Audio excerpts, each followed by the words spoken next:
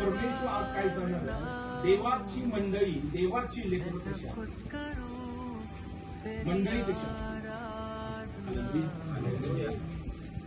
कारण हे तुम्ही जे एकत्र आलेला आहात सर्व, तुम्हाला एकत्र करणारा परमेश्वर, आणि परमेश्वर एकत्र यासाठी केलेलं आहे की तुमची जात किंवा धर्म बदलण्यासाठी नव्हे. हे पुन्हा एकदा सांगतो, काय जात आणि धर्म बदलण्यासाठी एकत्र केलेलं नाही, तुमचं जीवन बदलण्यासाठी देवाने.